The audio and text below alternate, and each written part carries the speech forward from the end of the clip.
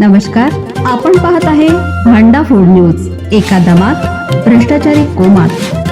Social media, कर्जबाजारी, गुन्हेगारी, सट्टेबाजी, चोरी, मटका, जुगार, दारू, सावकारशाही, न्यायाच्या प्रतीक्षेत प्रशासन. भांडा फूड न्यूज.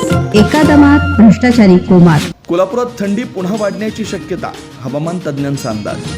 वर्षाखेरीपर्यंत असलेली थंडी हवामान बदलामुळे कमी झाली आहे, मात्र आता पुन्हा हवा पालट होण्याची चिन्ह आहेत. उत्तरेकडून येणाऱ्या वाऱ्यांमुळे 9 ते 15 जानेवारी या कालावधीत तापमान घट होऊन थंडी वाढण्याची शक्यता हवामान तज्ज्ञांनी वर्तवली आहे. उत्तरेकडून येणारे थंड वारे, निरभ्र आकाश आणि कोरडे हवामान यामुळे यंदा शहरासह जिल्ह्यात डिसेंबरमध्ये थंडी अनुभवायला मिळाली.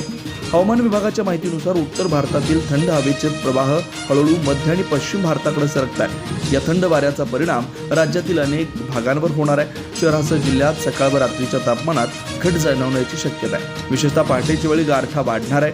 यंदा डिसेंबर महिन्यात उत्तरेकडून येणारे थंड वारे, निरभ्र आकाश आणि कोरडे हवामान यामुळे शहरासह संपूर्ण जिल्ह्यात थंडीचा अनुभव नागरिकांना घेता आला. मात्र गेल्या काही दिवसांपासून तापमानात थोडी वाढ झाली होती.